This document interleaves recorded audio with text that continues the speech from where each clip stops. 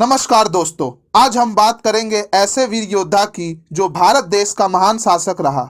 एक ऐसा शासक जिसने 12वीं सदी में अजमेर और दिल्ली पर राज किया। एक ऐसा शासक जो कि एक हिंदू वीर था। एक ऐसा शासक जिसने मोहम्मद गोरी को 17 बार हराया। एक ऐसा शासक जिसने राजा की बेटी को भगाकर प्रेम विवाह किया। और एक ऐसा शासक जिसको दुश्मन की तलवार कभी छू न सकी। तो आज की वीडियो में हम बात करेंगे उस धरती माँ के पुत्र की जिसका नाम है पृथ्वीराज चौहान। तो मैं प्रमोद यादव आपका स्वागत करता हूं अपने चैनल ऑलराउंडर क्लासेज में। तो इस वीर पुत्र की गौरव गाथा जानने के लिए और गौरवशाली इतिहास जानने के लिए इस वीडियो से अंत तक जुड़े रहिए। तो चलिए शुरू करते हैं। पृथ्वीराज चौहान एक वीर राजपूत थे। आपको पता ही है राजपूतों का इतिहास कितना गौरवशाली है।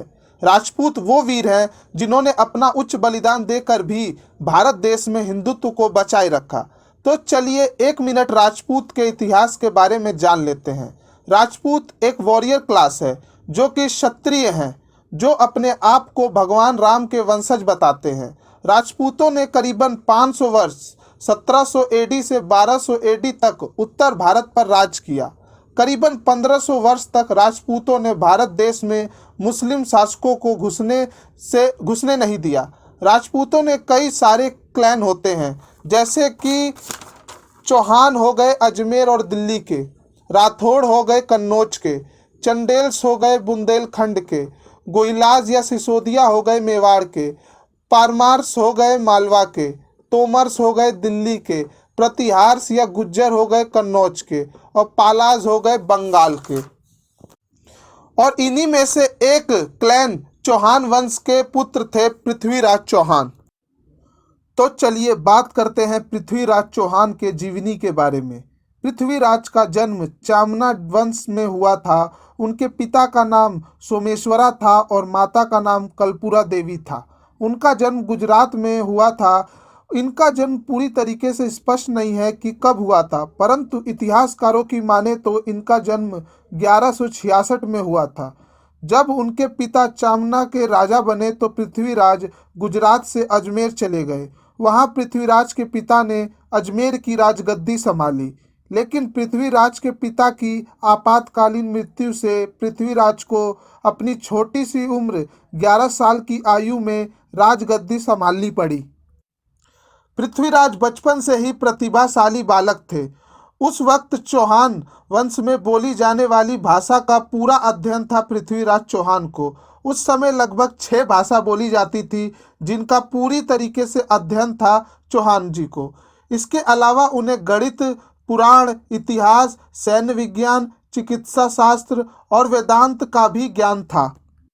कहा जाता है कि एक बार उन्होंने बिना किसी हथियार के शेर को मार गिराया था। इसी बहादुरी की चर्चा सुन इनके दादा ने दिल्ली की गद्दी भी पृथ्वीराज को सौंप दी थी। तो चलिए अब जानते हैं कि पृथ्वीराज के इतिहास का स्रोत क्या है। पृथ्वीराज चौहान का इतिहास कई दस्तावेज में दिया है, परंतु जो सबसे ज़्यादा चर्चा में रहती है वो दस्तावेज है चांद बरदाई की लिखी पृथ्वीराज रासो है। चांद बरदाई पृथ्वीराज के अच्छे मित्र और दरबारी कवि थे। अब हम जानते हैं पृथ्वीराज के प्रेम के बारे में।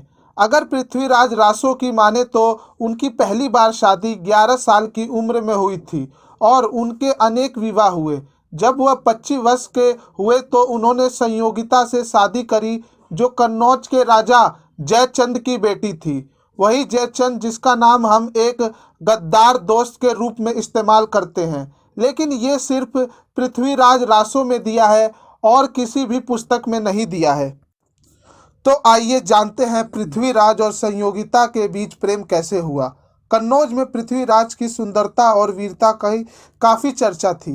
एक दिन कन्नौज में पृथ्वीराज के चित्र को कन्याओं के सामने लाया गया। सारी कन्या पृथ्वीराज के चित्र को देख मोहित हो गई।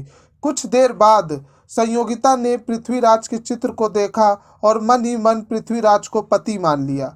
और संयोगिता ने स्वयंवर के वक्त पृथ्वीराज को भी संयोगिता पसंद आ गई और फिर संयोगिता के सहमति से पृथ्वीराज ने संयोगिता का अपहरण कर लिया।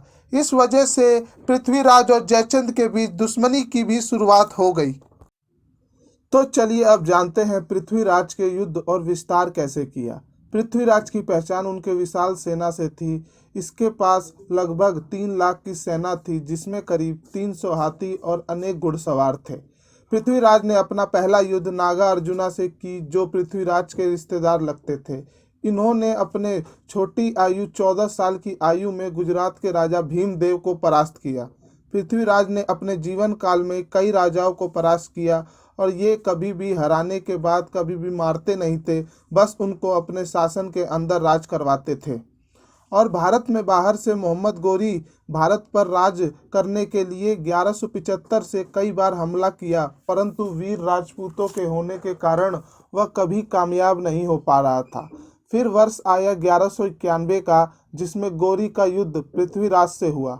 अगर हम पृथ्वीराज रासों की बात माने तो गौरी और पृथ्वीराज के बीच 18 युद्ध हुए, जिसमें पहले 11 पृथ्वीराज जीते और आखिरी मोहम्मद गोरी। परंतु इतिहासकारों की माने तो मुख्य सिर्फ 2 युद्ध हुए, जिसमें हम तराई के युद्ध के नाम से जानते हैं। इतिहासकार कहते हैं कि बाकी युद्ध ज़्यादा बड़े नहीं थे और सिर्फ 2 ही मुख्य युद्ध हुए।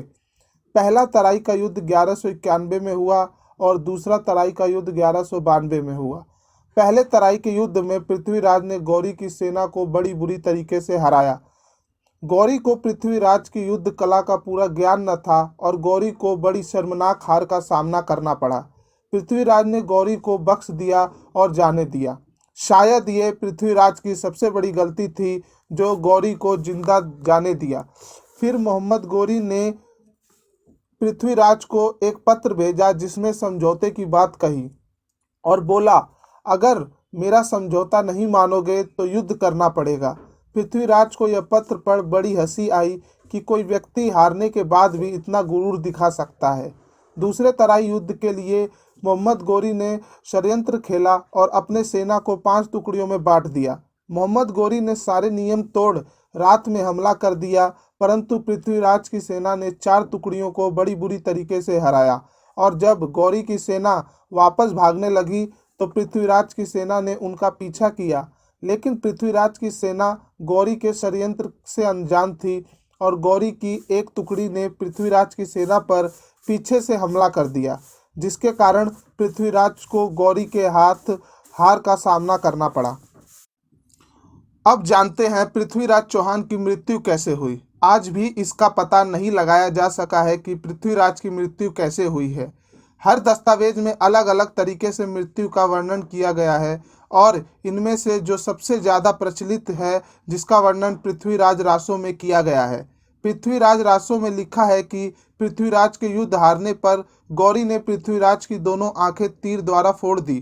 पृथ्वीराज के मित्र चांद बरदाई ने के मुख से सुनी हुई बात की पृथ्वीराज का तीर अंदाजी में कोई तुलना नहीं। पृथ्वीराज रासों की माने तो पृथ्वीराज को शब्दभेदी बाण चलाना आता था। ये वही बाण है जिससे दशरथ जी ने श्रवण को मारा था। मोहम्मद गोरी ने यह सुन पृथ्वीराज को अपने कला का प्रदर्शन करने को कहा और पेड़ की डाल पर बैठ गए।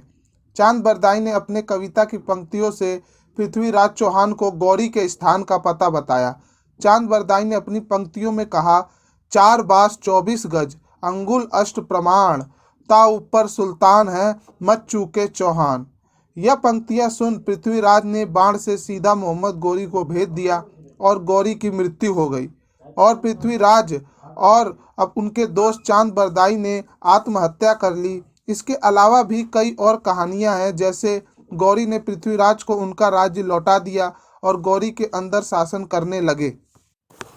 अगर हम बात करें पृथ्वीराज चौहान के समाधि की, कि अफगानिस्तान के गजनवी शहर की बाहरी ओर पृथ्वीराज की समाधि आज भी है, जिस पर अफगानिस्तान के शासक 800 वर्ष तक उस समाधि को शैतान बताकर उस पर लात मारते थे, क्योंकि अफगानिस्तान में मोहम्मद गोरी एक हीरो की तरह जाने जाते हैं। भारत सरकार की ये कोशिश है कि उस समाधि को भारत में लाया जाए। तो मुझे लगता है कि अब आपको पृथ्वीराज की जीवनी का पूरा पता चल गया होगा। तो प्लीज़ मेरे चैनल को सब्सक्राइब करिए, वीडियो को लाइक करिए। Thank you.